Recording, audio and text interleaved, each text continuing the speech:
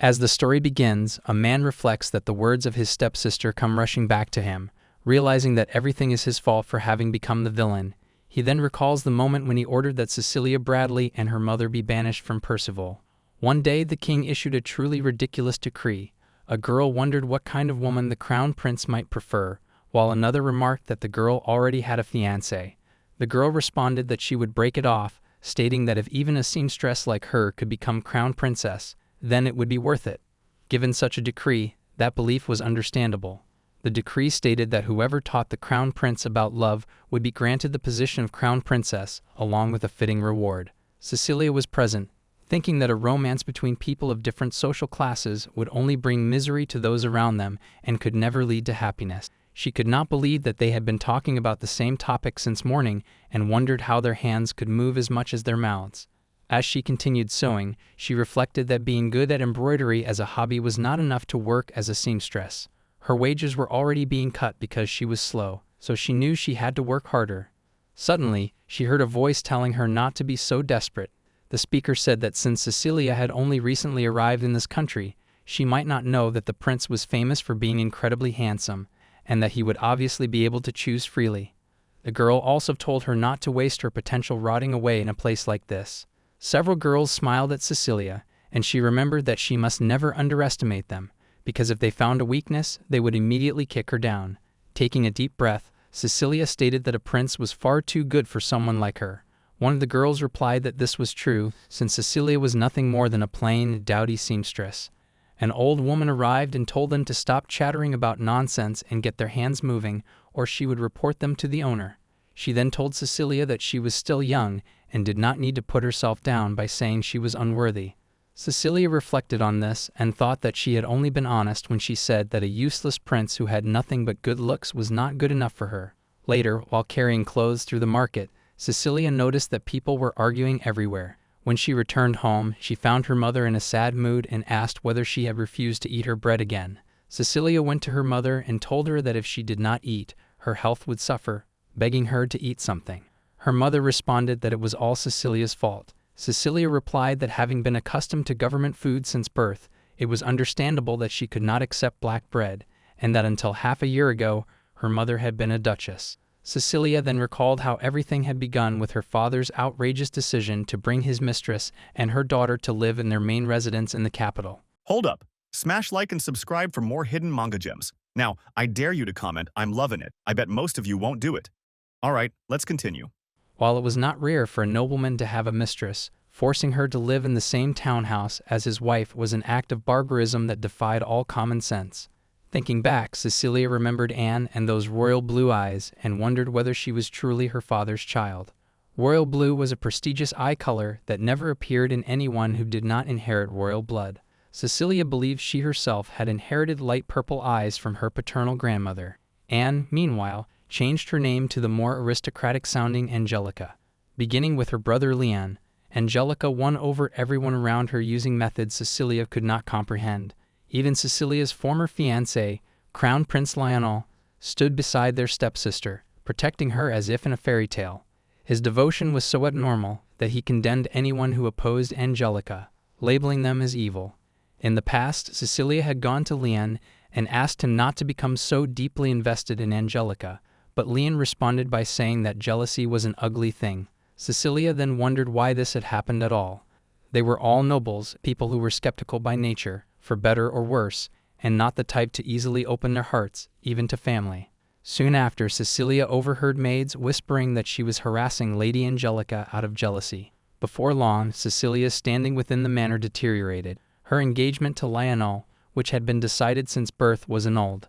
In the end, she was falsely accused of being a child born from her mother's infidelity, and both she and her mother were banished to the streets. In order to escape Angelica's sympathizers, they barely survived, hiding their identities as they fled. They eventually arrived in the kingdom of Theophilus, unable to return to their homeland of Parvel. Cecilia reflected that traveling as two women was difficult in every possible way, but managing to borrow identification had been a stroke of luck. Cecilia discarded her noble name and took on the name Pia, borrowing the identity of a girl who had collapsed by the roadside.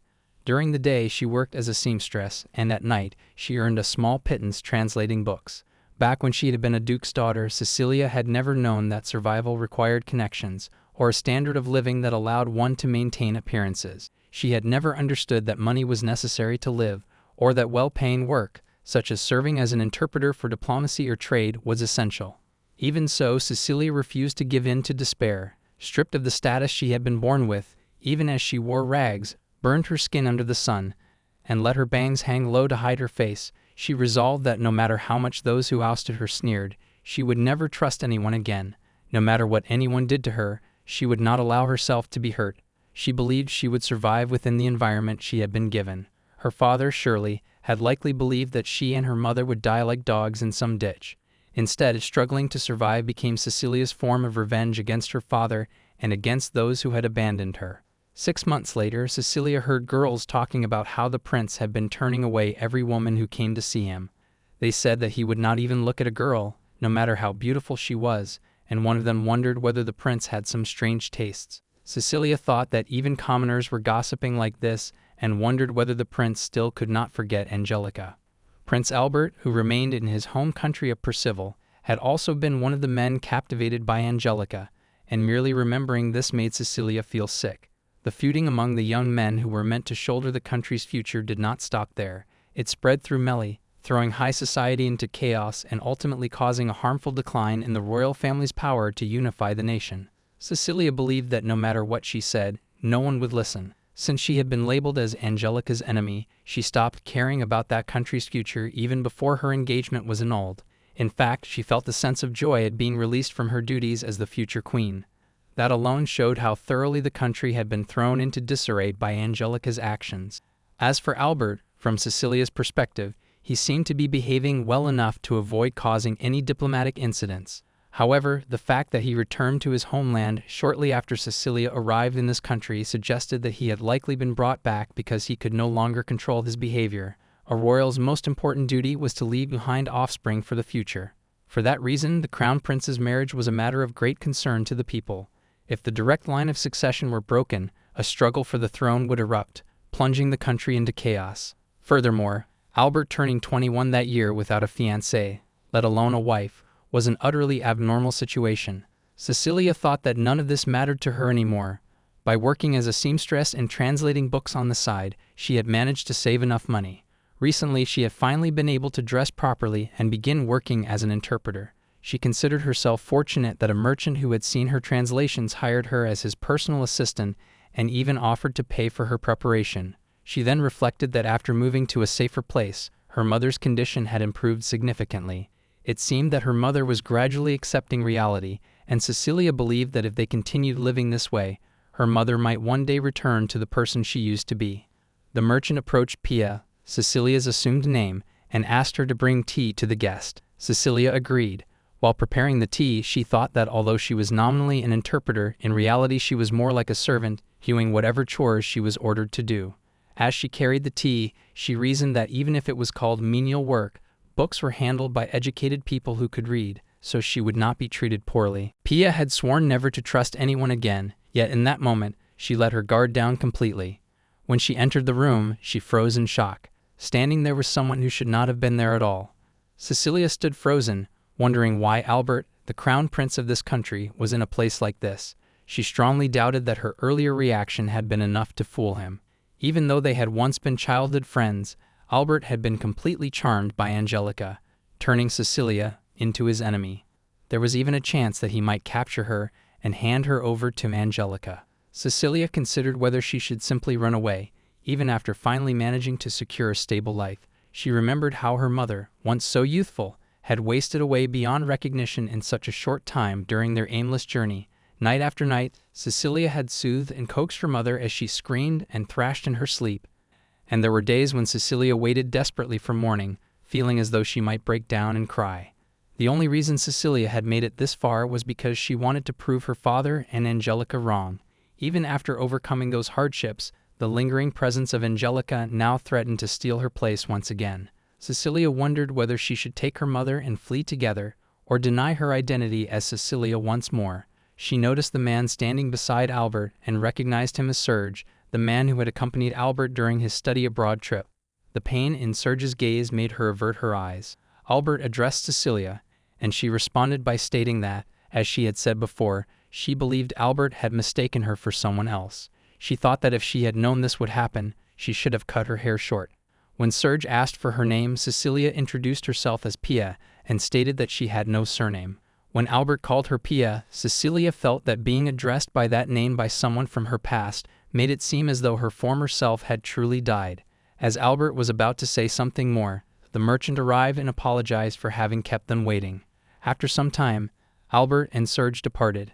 The merchant then told Pia that His Highness Prince Albert had summoned her for the following afternoon and that they insisted she come to the castle. Pia was shocked and wondered why on earth she was being summoned. She thought that falsifying one's identity was indeed a crime and feared that they might intend to condemn her publicly. The merchant asked whether she was all right, noting that she looked pale. Cecilia thanked him and said that she understood. Later, she recalled that Albert had been about to say something and thought that it was probably pointless to dwell on it, since he was in love with Angelica anyway. Because it was the crown prince who had summoned her, Cecilia knew she had no choice but to comply. In case something happened to her, she asked the landlady to look after her mother before heading toward the castle. As Cecilia traveled, she thought that even if this body were to be captured, she wished to hold her head high with no shame for her actions. That was precisely why she had adorned herself in the finest garments she possessed. She noticed that the shared carriage shook surprisingly little, though she had nearly forgotten the comfort of a ducal carriage with which to compare it. Cecilia reflected that her past as a duke's daughter now felt like nothing more than a dream. It almost seemed as though she had lived her entire life as Pia, and if that were truly the case, she wondered whether she could have simply rejoiced at Albert's summons. Inside the carriage, a child pointed out the castle to his mother, remarking on its size, and the mother agreed that it truly was enormous. This was King Theophilus's royal residence. Cecilia recalled that the last time she had visited that place was as Lionel's partner, during what had been the most glorious time of her life. Now Cecilia had learned so many things she had not known back then.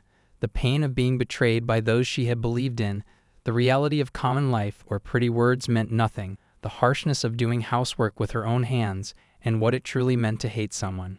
Cecilia thought that the Cecilia Albert was calling out to no longer existed. She could not even remember how she used to laugh. When she entered the castle, a maid instructed her to raise her head, stating that the person before her was not someone who deserved Cecilia's respect.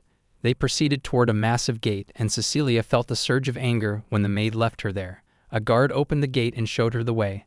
Cecilia resolved that no matter what happened, she would keep her head held high and handle everything calmly. Upon entering the room, she found Albert and Serge seated near a table. Cecilia had expected an entire army of brawny knights, yet only Albert and Serge were present. She realized that she had been in this room before. In the past, she had received a warm welcome here alongside Lionel. She wondered why someone like her had been brought into a reception room meant for state guests, and noticed that only a single knight stood guard. She then realized that she had not even been searched and questioned what they were thinking. Albert sat in silence, wearing a sorrowful expression, and Cecilia wondered why he looked so troubled when she was the one who should have been grieving. Albert then ordered the knight to leave. Cecilia was stunned that he would dismiss his guard even though he suspected her to be Cecilia. She wondered what would have happened if she had tried to attack him or if she had concealed a weapon. She questioned whether Albert truly believed that no one in the world held a grudge against him. Suddenly, Albert dropped to his knees. Cecilia froze in shock, unable to comprehend what was happening. Such an act was unthinkable for a crown prince and far beyond anything she could have anticipated. She remarked to Serge that his master must have lost his mind, only for Serge to kneel down as well. Cecilia was utterly stunned. Albert stated that he owed Cecilia an apology. He admitted that not only had he failed to save her, but he had also assisted Lionel when he attempted to cast her out. Serge followed by stating that he too had failed to correct his master's behavior and offered his deepest apologies to Lady Cecilia. Cecilia could not understand what she was witnessing. She wondered whether they were truly apologizing and what exactly they were apologizing for. After everything that had happened, she could not comprehend why they would seek forgiveness now.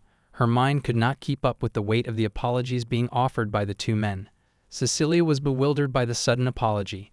Albert explained that he himself did not understand why he had acted the way he did. From the moment he met Angelica, she became the only thing on his mind, and he grew to hate the men who surrounded her. That hatred became unbearable, and he admitted that he wanted to win her favor at any cost. He went so far as to say that if Angelica had asked him to kill, he would not have hesitated. Albert, Lionel, and the others actively accepted duels. They were often challenged, and at times the challengers died as a result. When those challengers happened to be nobles, the resentment was naturally directed at Lionel and his group. Cecilia recalled how she once warned Lionel that creating discord with the nobility would bring no benefit, especially for someone destined to become the future heir to the throne. Lionel had responded dismissively, saying that if the nobles desired her so much, they should simply take her as Cecilia's mistress. Her advice had never reached Lionel's heart, and Cecilia realized that this was likely the reason Albert had been sent back to the country. Albert then revealed that he had killed the son of a nobleman from Percival in a duel, which was the reason he was forced to return. After coming home, the horror of his actions slowly began to sink in. He said that he went to visit the bereaved family to apologize, only to discover that they had already been crushed and ruined for having incurred Angelica's displeasure. That was the first time Albert truly felt fear toward Angelica. Serge added that Albert continued searching for the bereaved family in his pursuit of redemption, but they were never heard from again, which he found suspicious.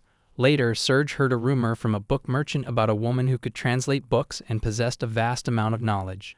Believing the translator to be a former noblewoman who had learned enough to acquire such skills, Serge ordered the merchant to protect her.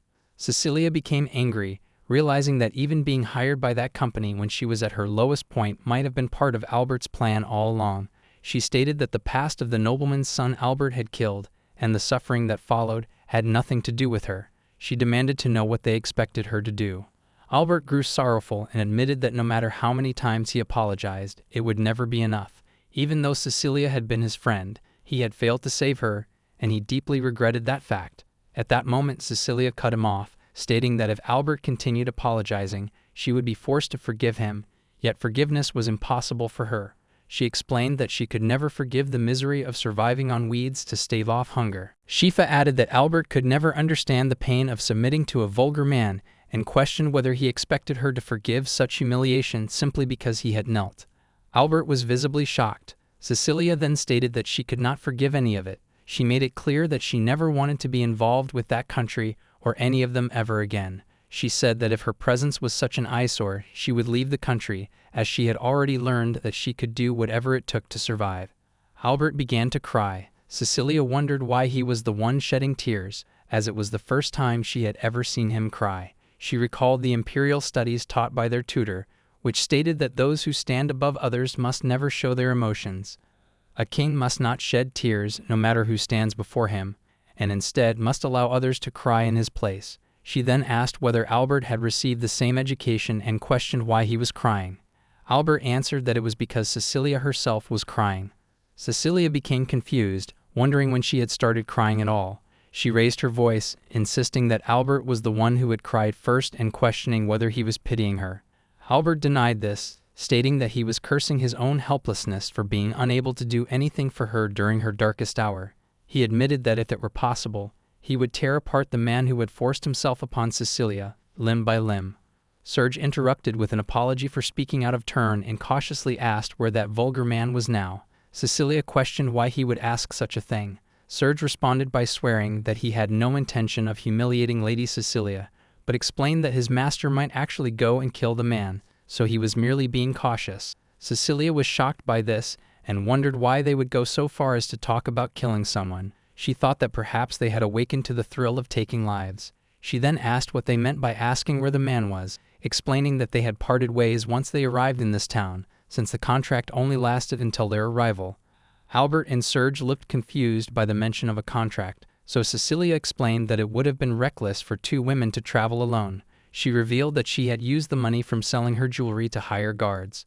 Not only had they taken advantage of her vulnerable situation and extorted her fortune, but they had also forced her to act as their servant.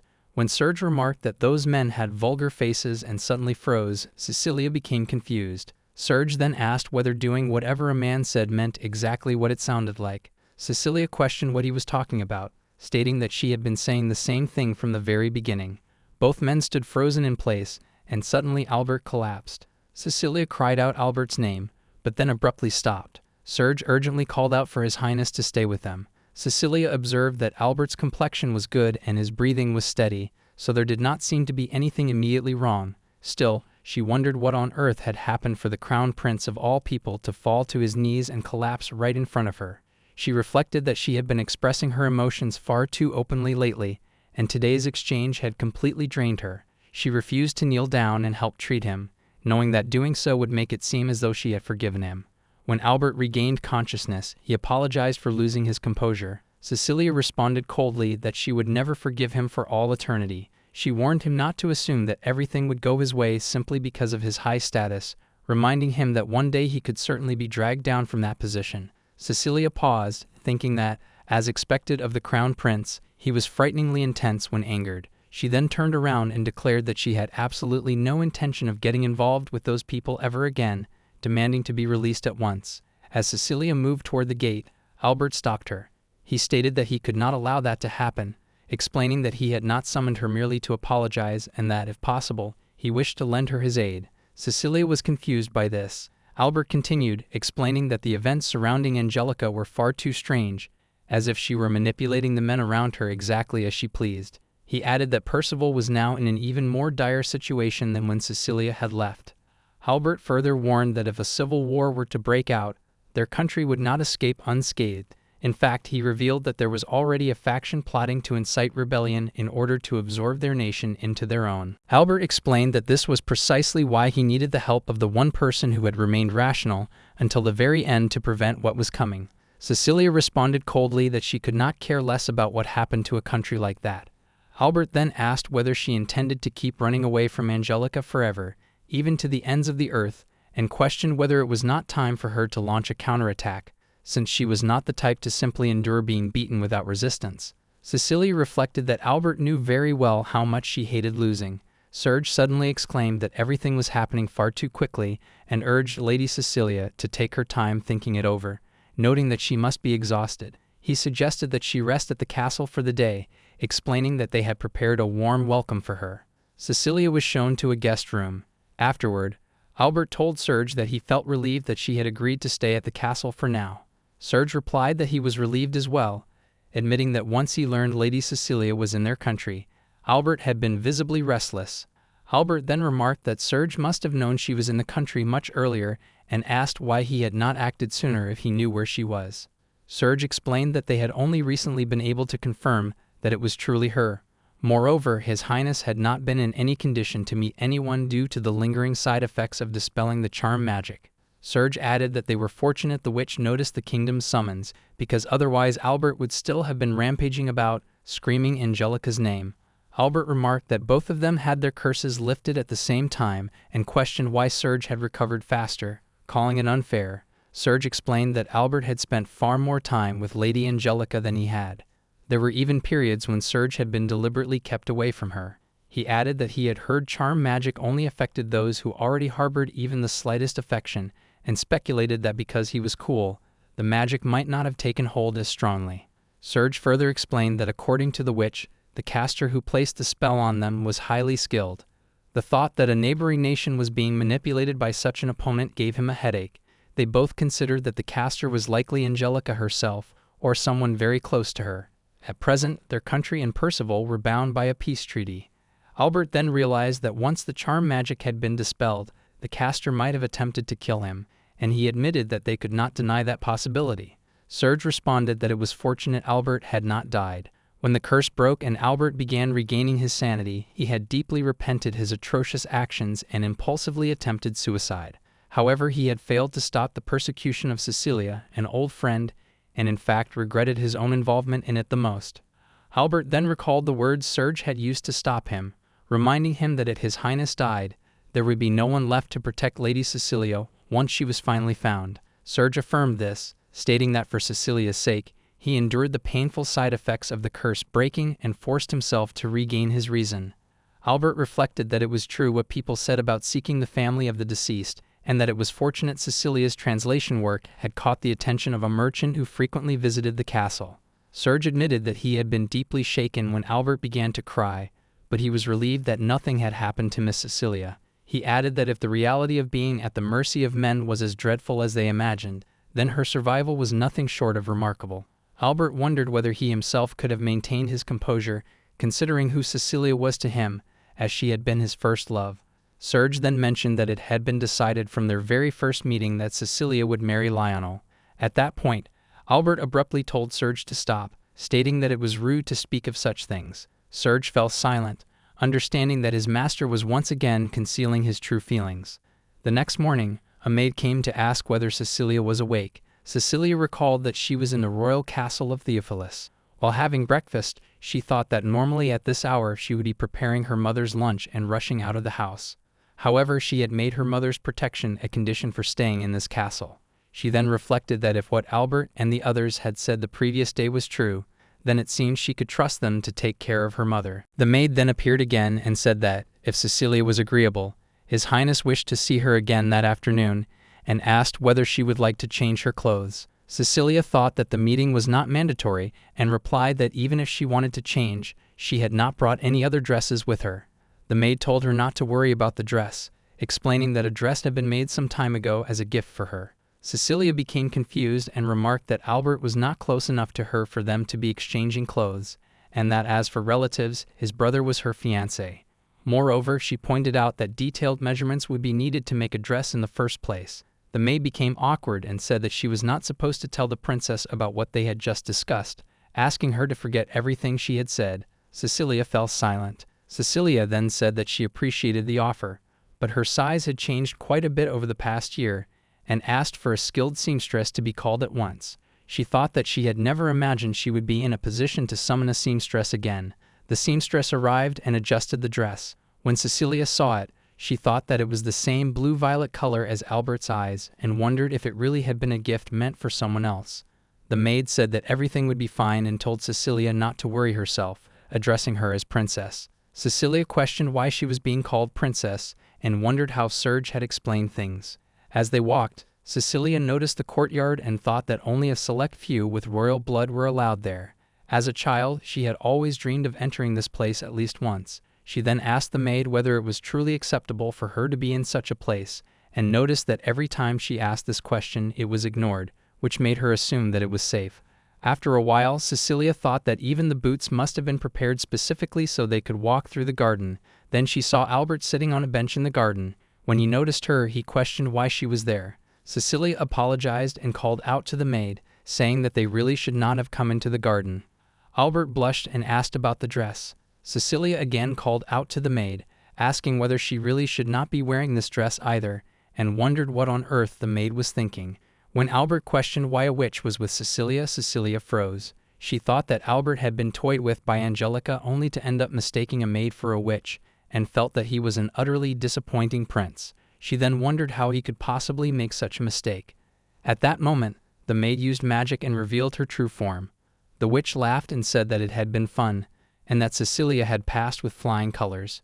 The witch then sat down on the bench, saying that it was tiring to stand and talk, and asked them to sit as well. Albert said that he had not yet explained the situation to Cecilia, and that doing this so suddenly, including the matter of the dress, was not ideal. Cecilia said that she knew she should not have worn the dress after all.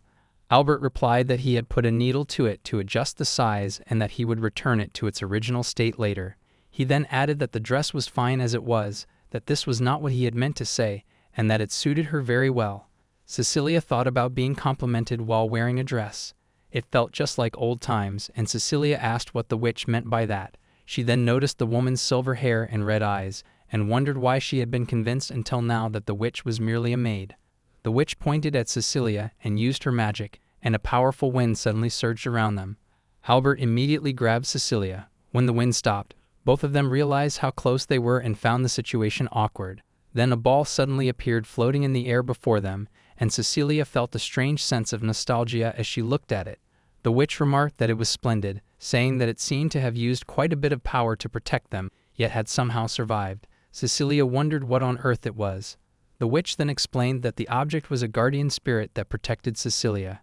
Hearing this, Cecilia wondered what exactly this guardian spirit was that the witch was talking about. The witch explained that when a girl with the aptitude to become a witch is born, a guardian spirit appears and protects her from the shadows and from the light, or rather, only a girl to whom a guardian spirit appears is qualified to become a witch. Cecilia found this difficult to comprehend, as she had always believed that witches and magic existed only in fairy tales, and she wondered whether she truly had the potential to become a witch. She could not even tell whether this was a good thing or a bad thing. Cecilia then realized that this small furball had been with her ever since she was born, even during the time when she had been fighting all alone in Percival. It had always been right by her side, supporting her the entire time.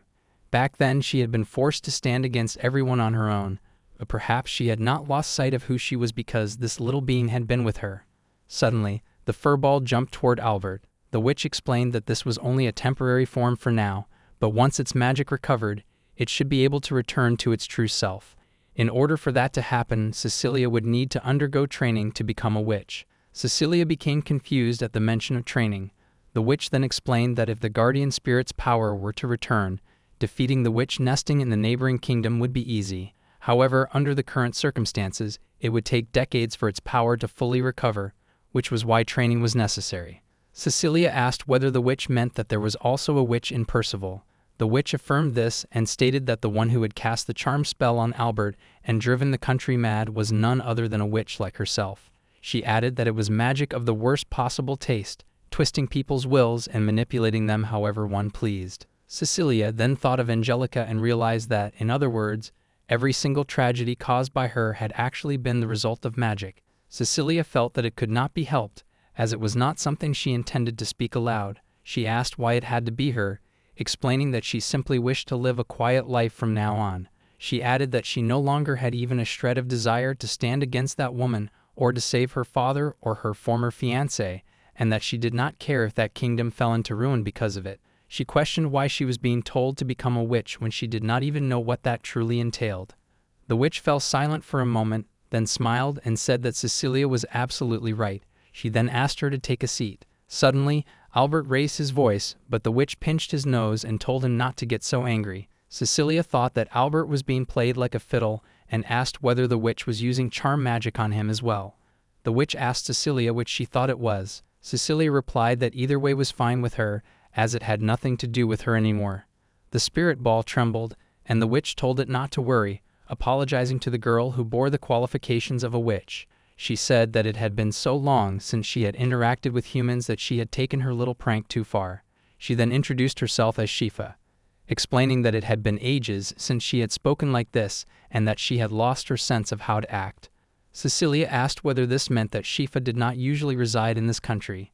The witch affirmed this and said that serving at court did not suit her nature, but when her old friends called for her, she could hardly refuse. When Cecilia became confused, the witch explained that she had once been a king of this land generations ago. She added that she had come to this country in response to King Theophilus's call. She then explained that she had been summoned to save the king's son, who had been bewitched by a witch. When Cecilia became confused about this summons, the witch recalled the letter that stated that whoever taught the crown prince about love would be granted the position of crown princess, explaining that this phrase had been the code meant to summon her. Cecilia was shocked by this revelation, and the witch added that Albert had broken the curse placed on the prince, which had led them to the present situation. Cecilia reflected on the fact that the Theophilus royal family carried such a secret, and wondered just how old this witch truly was. The witch explained that a witch's power was immense, and if misused, it was strong enough to alter the fate of an entire nation. That was precisely why those with the aptitude were required to learn how to control their own power. She went on to say that Cecilia had only just awakened to the power of a witch, and that once this awakening occurred, there was no turning back. The fact that Cecilia could now see guardian spirits was proof of that. Cecilia cried out that it could not be true and questioned whether the witch herself had not awakened her power without consent. The witch admitted that it had been wrong of her not to check first, but explained that Cecilia had been in a far more critical state than she had realized. She added that the guardian spirit shrinking to such a degree was proof enough, and that if Cecilia had been left alone, the spirit would have vanished before long, and Cecilia would have lost her life as well. The witch stated that the witch and Percival had likely foreseen this and abandoned Cecilia because of it. Cecilia was terrified upon hearing that she could have lost her guardian spirit's life. She then realized that she had been awakened against her will, and being told that this small being, which had watched over her suffering all this time, had been fading away made her feel deeply unsettled. Cecilia then asked whether all she needed to do was learn how to control her witch powers, and the witch affirmed this. The witch further explained that Albert would likely take care of Cecilia's daily needs, and that being able to use a witch's power would be convenient in many ways, so she did not believe it was entirely bad news for Cecilia. Cecilia thought about how hesitant she was to become any more involved with Albert than she already was. However, now that she could see these little furballs, she felt she could never return to the life she had before awakening to magic. At the same time, she did not know any other way to learn magic. Cecilia finally said that she could not claim to fully understand everything, but that it was not as if she had anywhere else to go. The witch replied that she would remain under Cecilia's care for the time being. With that, Cecilia made the decision to learn about her newly awakened power. Since Albert was reluctant to let Cecilia leave the capital, it was decided that they would live in the Royal Hunting Lodge located in the nearby forest. While drinking tea, Cecilia thought that she had been told the castle would take care of her mother, meaning that for the time being she did not need to worry about making a living. All that remained was for her to learn how to use her powers as a witch. It had been about 10 days since she arrived there, yet the witch Rayleigh was away so often that in reality Cecilia spent her days simply spacing out with the fluff ball inside the hunting lodge.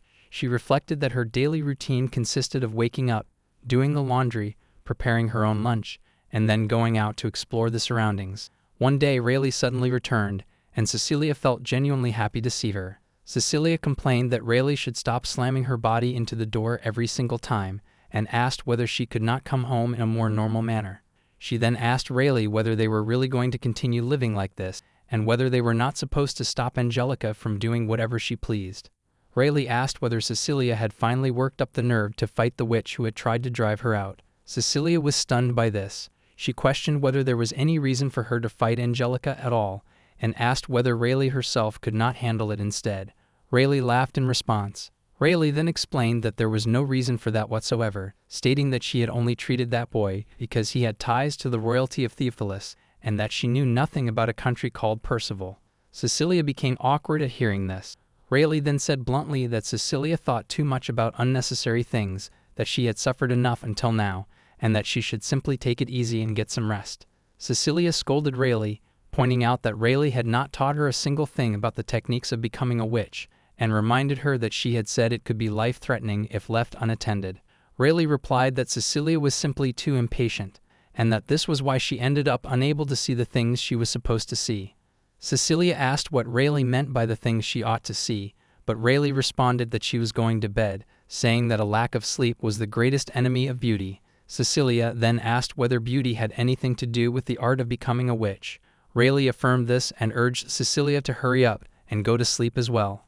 After that, Cecilia asked the furball spirit whether it had put on a little weight, which made it visibly angry. Cecilia then noticed that the furball had indeed grown larger, and that its tail and pale purple eyes were starting to become visible. She apologized to the spirit. Cecilia then remembered that back when she had been a duke's daughter, keeping pets had been a trend among noblewomen. Her father had bought a cat for Angelica, and had asked whether Cecilia wanted one as well, but she had refused, thinking that a pet kept by someone like her, who knew nothing of love, would be pitiful. Now, seeing the guardian spirit grow angry, Cecilia laughed and wondered whether it was trying to comfort her. She reflected on how long it had been since she had felt this peaceful, and even thought that perhaps she had been poisoned by Angelica. Cecilia realized that Angelica had repeatedly crushed her spirit, to the point that she could not even think straight. Just then, Rayleigh appeared and remarked that Cecilia had finally smiled. Cecilia cried out and asked how long Rayleigh had been standing there. Rayleigh replied that she had just sensed Cecilia's power recovering quite a bit, and told her to take a look. The furball spirit was trembling. Cecilia immediately asked what was wrong, and whether it was in pain. Rayleigh remarked that Cecilia had become quite human, adding that when they had first met, she had thought Cecilia was more like a doll. When Cecilia became irritated at this comment, Rayleigh told her to calm down and explained that the spirit was simply trying to regain its true form. She added that if Cecilia was worried, she should let it out through the window, as it must have been feeling cramped inside the house. Cecilia opened the window and let the spirit outside, thinking that it did not look uncomfortable to her at all. Suddenly, she was startled by a blinding light and wondered what had just happened, and where the furball had gone. Rayleigh commented that it had been quite a spectacle, saying that the spirit had ended up using more power than necessary. They went outside together, and Cecilia was shocked to see a large hole in the ground. She wondered whether the cabin and she herself were safe only because of Rayleigh. Then she noticed a griffin, and when she saw its light purple eyes, she froze. The griffin began to play with her, and Cecilia cried out for it to stop. The griffin looked dejected, and Cecilia asked whether it was the little furball. The griffin responded by nodding its head. Cecilia thought that the gesture reminded her of Kedama. Rayleigh then asked how long Cecilia intended to keep calling it Kedama. remarking that such a perfunctory name would be a poor reward for a child that had protected her all this time. Cecilia became confused about naming the griffin and said that she was not good at giving names. Rayleigh replied that Cecilia should give it a proper name, explaining that doing so would make it her lifelong friend.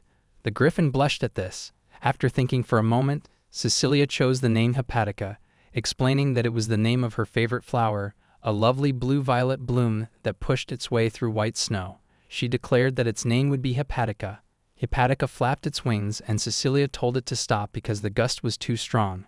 Rayleigh commented that it seemed to be just like Cecilia, the tyke who did not listen to a word anyone said. Cecilia protested and asked Rayleigh to stop saying that and to do something about the wind.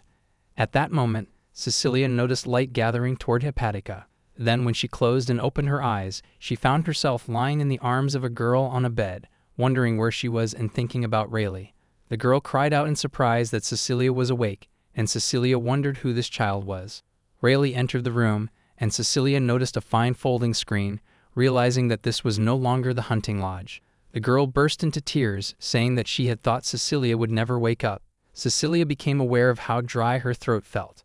Rayleigh explained that Cecilia had been asleep for quite some time and asked the girl to bring her some water. The girl then hurried out of the room. Cecilia observed that the girl appeared to be around 12 or 13 years old, that her way of speaking was clumsy, and that she seemed rather dull-witted for her age. Rayleigh told Cecilia not to be so harsh and said that Hepatica had been worried about her this whole time, acting as a guardian spirit undergoing a beautiful transformation. Hepatica, in his human form, said that he wanted to help Cecilia. Cecilia thought that he was trying so desperately to be useful to someone that it reminded her of herself from the time when she knew nothing. She gently brushed her hand through Hepatica's hair and wondered how she could ever have thought of someone like him as a nuisance. She then thanked him for staying by her side when she woke up, and Hepatica burst into tears. Hepatica hugged Cecilia tightly, and Cecilia thought that since she had seen it coming this time, she managed to avoid hitting her head. She then told him that a girl should not hug someone of the opposite gender so casually while in human form, and that the same applied even when he was a griffin. She added that if they were going to stay together, Hepatica needed to learn the difference between right and wrong. Hepatica asked whether she was truly sure about staying together, and Cecilia affirmed this. She then asked whether Hepatica was certain he was fine being with someone like her, suggesting that he might be better off with Rayleigh instead. Hepatica responded that he wanted to be with Cecilia. Cecilia then wondered whether there had ever been anyone who had chosen to be with her of their own free will. Even her own mother, when they had been driven from the country, had muttered countless times that she wished Cecilia did not exist. This felt entirely different from merely holding hands during a dance. When Hepatica called her Cece, Cecilia corrected him and asked Rayleigh whether that could be fixed, also asking whether Rayleigh truly thought Hepatica would stay like this forever. Rayleigh replied that it was fine as it was, saying that he was cute. Cecilia thought Rayleigh was being irresponsible and said that she was acting as if it were someone else's problem, even though Hepatica was the one who would suffer at this rate. Cecilia reasoned that Hepatica's true form was supposed to be that of a griffin, but if he was going to remain in human form, he needed to learn human speech and customs at the very least. Otherwise, she thought she might have to seclude herself in some remote forest, and briefly considered that it might not be so bad. However, she immediately remembered that such a thing was impossible because this child ate far too much. She then thought that since she was now staying at the Theophilus Castle, she did not need to worry about food. She asked Rayleigh whether all guardian spirits were this much trouble. Rayleigh responded that Hepatica was a special case, explaining that normally a guardian spirit stayed by a witch's side from birth, and they grew by complementing one another. In Hepatica's case, however, it was because his mistress had been incredibly dense, and she laughed. Cecilia realized that Rayleigh was saying it was normal for a witch to be able to see her guardian spirit from the moment of birth. Rayleigh added that the total number of witches was quite small, and even if Cecilia tried, it would be difficult to distinguish between what was normal and what was exceptional. Cecilia thought that this was true, and that since there was no precedent, they had no choice but to feel their way forward. Just then, a maid arrived and said that His Highness the Crown Prince had come, asking whether Cecilia would see him. Cecilia wondered whether she even had the right to refuse, then said that since the weather was nice, they would have tea on the terrace. The maid understood and left. Cecilia reflected that they had been having tea almost every single day since returning to the castle, and wondered whether the Crown Prince was truly that bored. Cecilia observed that since Serge did not seem troubled, she assumed he was managing his duties properly. Normally, she would have changed into a formal dress before afternoon tea, but she reminded herself that she was no longer a duke's daughter. When the maid returned to say that everything was ready and that His Royal Highness the Crown Prince was waiting, Cecilia replied that she would be there shortly. She thought that if Albert wished to speak with her, it was surely about Percival. They had finally reached the point where they would have to decide what to do about Percival, which had fallen into a miserable state because of Angelica's magic. While they were having tea, Albert remarked that it was a fine day, and Cecilia agreed. She thought that it was the same old opening line again, and wondered whether Albert truly loved the weather that much. She then urged him to get to the point. When Albert seemed confused, Cecilia clarified that she was referring to Percival. Cecilia asked whether Albert was requesting her help in taking Percival back from Angelica, and Albert confirmed this. He admitted that it must be painful for her, but said that he needed her cooperation, explaining that they had to remove Angelica from the royal palace and restore Cecilia's honor. Cecilia replied that her honor meant nothing to her anymore, and if Albert was asking her to return to that country for such a reason, then she had no choice but to refuse. Albert looked saddened and said that this was not the only reason. As the prince of this kingdom, and in order to atone for his own mistakes, he believed he had to stop Angelica's tyranny, as they could not allow any more people to suffer. Cecilia dismissed this as hypocritical nonsense, stating that she wanted nothing more to do with that country. She added that if Albert continued to speak in such platitudes, she would leave the castle at once. Cecilia then said that she now had Hepatica with her, and that if she rode him in his griffin form, a lone woman could easily leave this nation. Albert denied this sadly. Cecilia asked whether Albert was disillusioned, saying that the Cecilia they once knew, who had been full of justice, was gone. All that remained was a single, spiteful woman who was exhausted and weary. She stated that this was why they should abandon their naive notion of gaining her cooperation. Albert suddenly kissed Cecilia's hand and called her exquisite. Cecilia felt awkward. Albert continued, saying that she had been beautiful before, but after enduring such hardship, she now radiated profound colors, like a butterfly emerging from its cocoon. He added that if it were by her poison, he would gladly be slain. Cecilia stood there in silence, wondering what was wrong with him, thinking that a cocoon should become a chrysalis, and questioning whether he had thought of her as a caterpillar before. She then found herself wondering about poisonous butterflies, thinking that perhaps he meant a moth instead. She froze, wishing that someone would help her.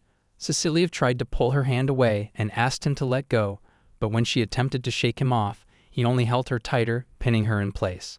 Albert called her cruel and said that he was right there before her, burning with longing for her, and questioned why she kept averting her eyes. He then called her a goddess and begged her to grant mercy to her pitiful servant. Cecilia remained frozen in place.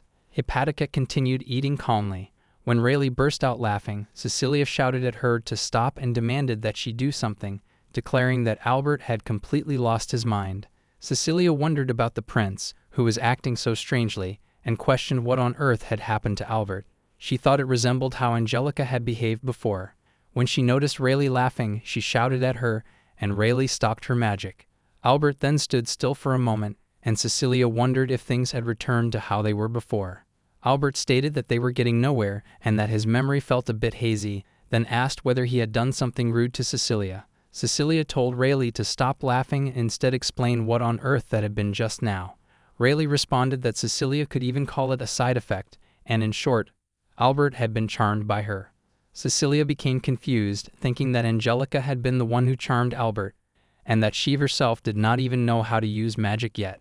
Rayleigh explained that even though the curse had been broken, Albert remained susceptible to a witch's influence. Rayleigh further stated that charm was a spell that magnified even the slightest bit of goodwill, and if someone already held affection for another, it could be amplified unnecessarily, causing them to lose control. Cecilia thought that it must be because she and Albert had been friends to begin with. Albert became awkward and asked what on earth he had done to her. Cecilia thought it was actually kind of pitiful, as Angelica's charm was truly a terrifying and wicked magic, and if Cecilia herself had been manipulated like the others, there was a chance she would have committed crimes against her own will. She thought that if that had happened, she could never have forgiven herself. Cecilia then thought about how Albert had been fighting against such suffering all this time, and asked whether there was anything they could do, because if he kept seducing everyone like that, it would surely interfere with affairs of state. Rayleigh started laughing, and Cecilia shouted that this was no laughing matter. Rayleigh replied that it was painful and almost tragic, and that how little Cecilia was getting through to Albert at this point was actually impressive. Rayleigh then stated that there was no need to worry, as the symptoms had only appeared because Cecilia was a witch. Cecilia asked if that was really true, and Rayleigh answered that it was, adding that if Cecilia got involved with that witch again, there was always a possibility she would be pulled back in. That, Rayleigh said, was precisely why, in order to save the country, Cecilia was the one opponent against whom charm did not work. Rayleigh further explained that from their perspective, Cecilia's cooperation was essential as the terrifying opponent they wanted to drive out, no matter what. Cecilia then asked if Rayleigh meant that Angelica was afraid of her, as she had never thought of it that way. Cecilia reflected that when she thought about it, it made sense that Angelica had not been satisfied with merely banishing her from high society, but had felt the need to corner her until even her mother could no longer stay in the country. Rayleigh then called out to Cecilia and said that although she had only been with her a short while, she could tell that Cecilia was a proud girl, and asked whether she was really okay with letting them walk all over her like this. Cecilia thought about how she had sworn she would never get involved again, but Rayleigh pointed out that maybe Cecilia was fine with it, yet her mother had suffered such humiliation that she could not even recognize her own daughter, and asked whether Cecilia was truly fine with letting that humiliation go unpunished. Rayleigh asked if she was really okay with letting the person who had shattered her pride get away with it. Cecilia became confused, as it felt like a devil's whisper. Ever since she had been banished from Percival, she had believed she would never get involved with that country again. Then Cecilia thought that once she had learned this tragedy was caused by a single witch named Angelica, and that she herself possessed an aptitude that even that witch feared, everything began to change. Cecilia thought that humiliation was a cheap provocation, yet no matter how peaceful her life became, the rage inside her burned like hellfire, continuing to smolder and never fading away. She then thought that if going to Percival would allow her to clear her name, and if she could prove them wrong with the power of her magic, she would accept the mission to Percival.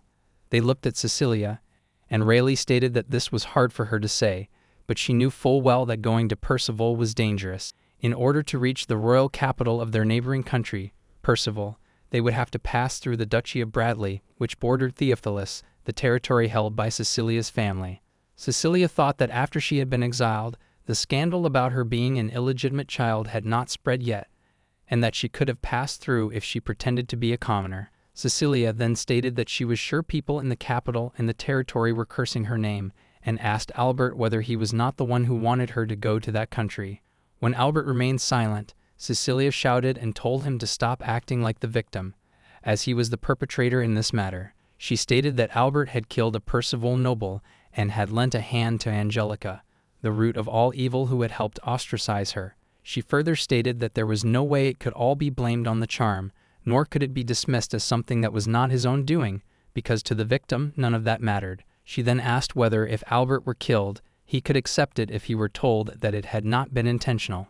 Cecilia then wondered if it was because she had decided to go to Percival, that the emotions she had been suppressing were now overflowing, and that the words meant to hurt others just as much as she herself had been hurt would not stop spilling out. Albert affirmed this and stated that he had committed a sin, and that he was fully aware it could not be undone. However, he said that he was still alive in this country, and as long as he still drew breath, he had to accomplish what he was meant to do. Cecilia asked whether Albert had suddenly stopped caring, and thought that she knew there was no point in making snide remarks or taking her anger out on him, as Angelica was the true root of all this evil. Albert denied this and responded that he had already made up his mind, and that he would be taking his leave. Albert then stood up and left, telling Serge that they were heading back. Rayleigh laughed and said that this was amusing, as Cecilia might have just stepped on a lion's tail. Cecilia replied that this was quite an overestimation, and that if Albert truly was the crown prince, then Theophilus was indeed secure. Rayleigh smiled at her, and Cecilia thought that Rayleigh's smile was filled with deep intent. Cecilia and Hepatica then looked at each other. Cecilia learned that magic could even dye a person's hair, and Rayleigh explained that for their upcoming journey, she would now be Pia's aunt, Pia being Cecilia's cover name, while Hepatica would appear as a younger brother. Cecilia wondered whether he really looked the part. While having tea, Cecilia understood everything and formally accepted the mission to Percival. Once she decided to return to her homeland, everything moved in a flash. Albert, or rather his aide Serge, had flawlessly prepared everything, from the carriage to her fabricated background as Pia and the reason for her travel. Cecilia explained to Serge that Pia was the pseudonym she had once used during her days as a seamstress when heading toward Percival, and Serge asked her to go through all the details. Cecilia thought that her consent had been the very last piece of the puzzle. Serge then explained that her role as a servant for a caravan traveling from Theophilus to Percival had already been arranged. The only ones who knew her true identity were Rayleigh and Hepatica, and apparently the caravan leader as well. Suddenly, there was a knock asking for Lady Cecilia. Serge entered along with another man, and Serge stated that if anything were to happen, the caravan would handle all necessary arrangements. The caravan leader explained that this plan might cause Cecilia some inconvenience, but he hoped she would understand that it was the safest method. He then introduced himself as Craig, the caravan leader. Serge added that this man was an agent of their country and was well acquainted with Percival's geography, and that he was certain Craig would be of great use to Lady Cecilia. Cecilia was shocked and wondered whether that meant Craig was a spy for Theophilus. She asked Serge whether he was certain he should be sharing such a state secret with her. Serge responded that His Highness had ordered him to speak the truth without any deception, as he had already betrayed Lady Cecilia's trust once before. Cecilia thought that this was no longer her concern. Craig then explained that although their caravan might be small, it had a proven track record and had earned the trust of many clients. Furthermore, since this journey involved delivering an order to the house of Percival, they should be able to pass through checkpoints without much trouble. Cecilia stated that she understood that relying on Craig was the best course of action and that she had no objections. She then asked Serge to tell His Highness that if anything were to happen to her, he should look after her mother. Serge affirmed this and then left.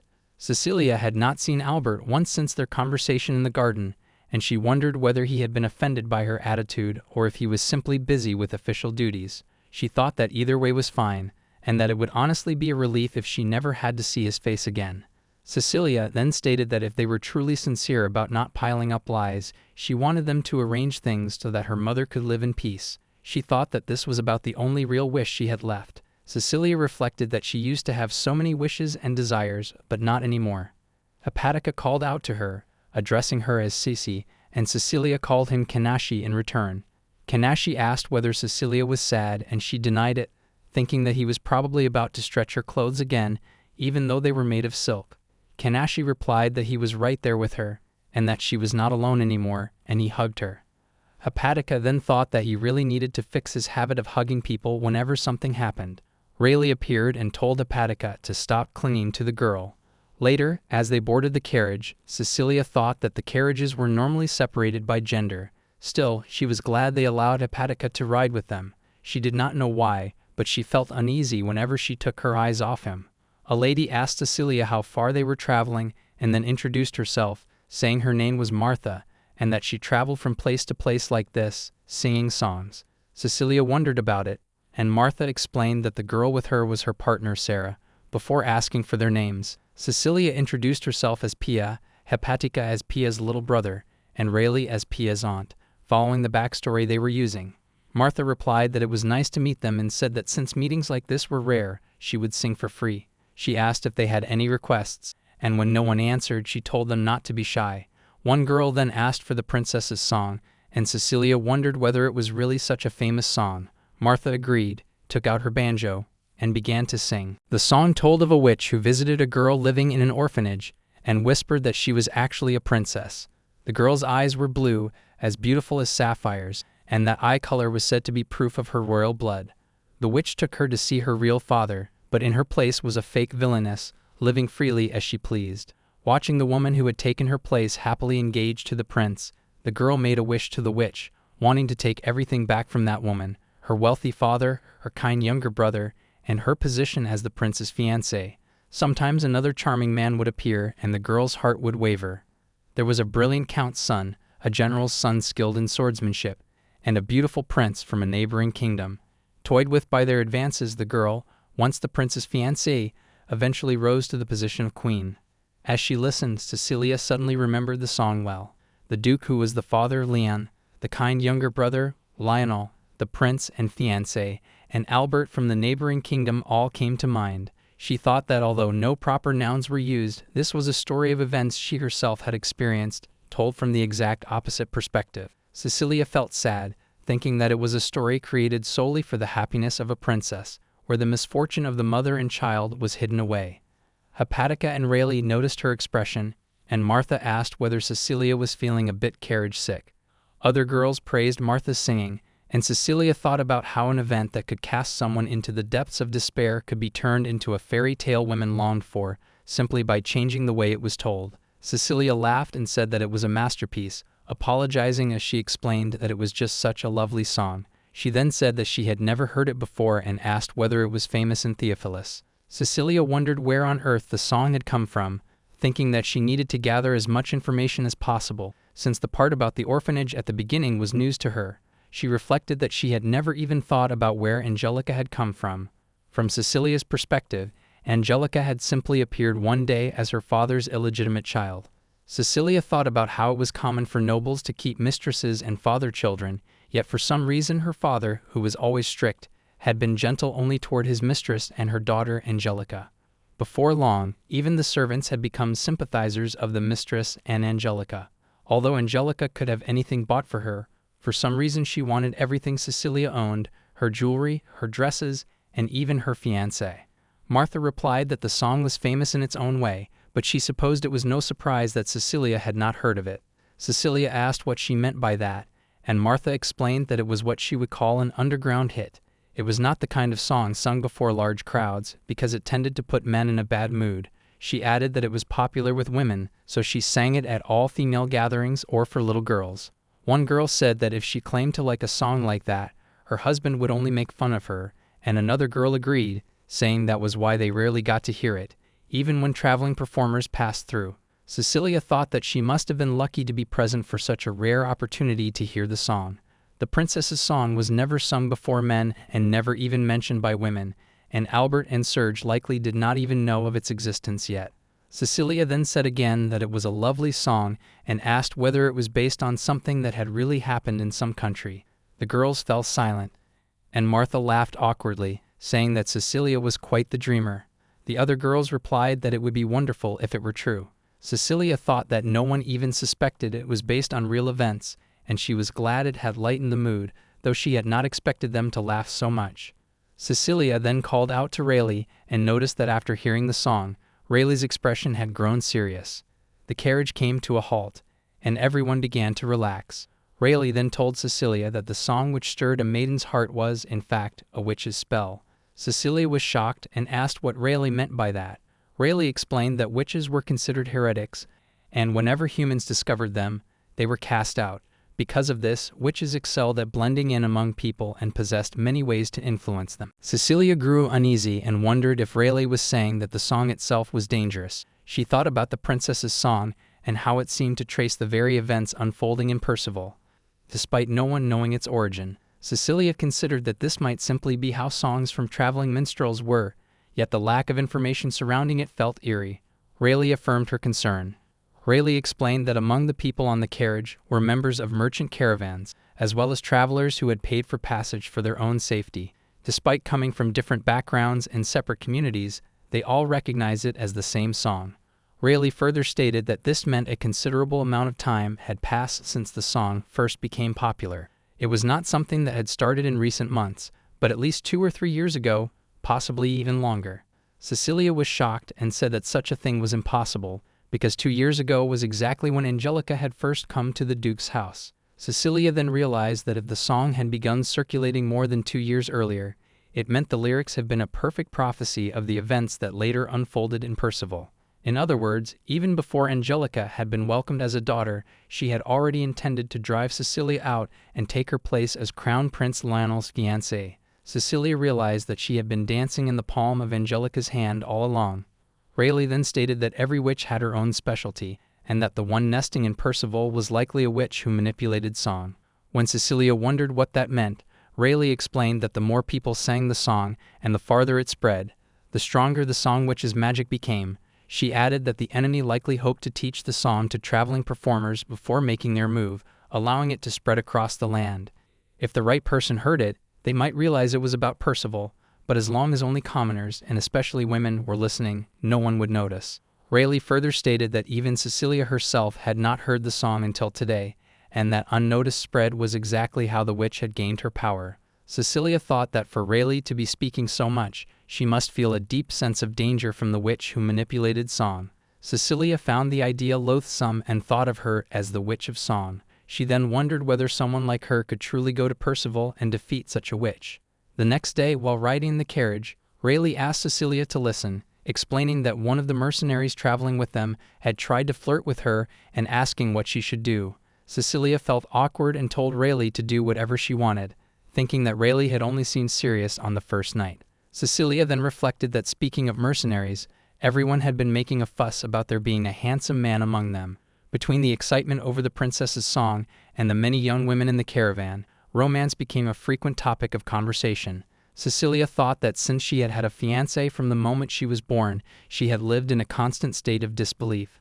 However, when she heard that someone had actually applied for the proclamation about teaching Albert how to love, she was even more stunned. When one girl remarked that it was a shame she had not even caught a glimpse of the prince, Cecilia felt strange and thought that ignorance truly was a terrifying thing. Martha said that a merchant she had shared a carriage with the previous day had mentioned that the heir of the Duke of Bradley, a great noble of Percival, was currently visiting the territory. The other girls reacted with excitement, but Cecilia was shocked and wondered whether this meant that her brother Leon had returned to the estate. She thought about how they were in the middle of the social season and questioned why he would leave the capital and Angelica, with whom he was so infatuated, to come back now. Cecilia then thought there was no way, as Leon had always been frail, and she wondered whether he had fallen ill again. Martha suddenly remarked that Cecilia certainly had some nerve, and Hepatica asked whether something was wrong. Cecilia noticed him and thought about how quickly he was growing and how his lisp was starting to fade. She then thought that once they passed the checkpoint ahead, they would finally be in Percival, that land of destiny. They soon arrived, and a guard stood nearby. Cecilia wondered if that was the checkpoint, thinking that it likely was. She looked at the cargo the caravan was carrying and wondered whether it was really enough to allow them to cross the border. To her surprise, the checkpoint between the two countries was easy to clear. The plan was to pass through the duchy with only minimal resupply and then hurry toward the royal capital. Cecilia realized that taking the fastest route meant they would inevitably have to pass through the provincial capital, where the Duke's castle and its surrounding town were located. She thought that the next hurdle would be passing through that provincial capital, but she doubted anyone would recognize her now that she had dyed her hair and looked far more worn than before. Even if she told the truth, she doubted anyone would believe her. Martha then asked whether Cecilia was also interested in the Duke's son, adding that the Bradley family was one of the most prestigious in the country. When Cecilia affirmed this, Martha said that Cecilia was too beautiful, and that she might even catch the eye of the next Duke. Cecilia smiled and replied that Martha was the more charming one, and that she herself was hopeless in comparison. She added that Martha was much prettier, with her lively and healthy beauty. Cecilia then remembered that the last people to call her beautiful had been Albert and that arrogant count. Before Angelica appeared, people used to say that Cecilia was beautiful in her own way, though it was a manufactured beauty, achieved through the care of maids and expensive cosmetics. Now, no matter how much she dressed up, that beauty would never return. Cecilia thought that she was fine with that, as she had no desire to return to the person she once was.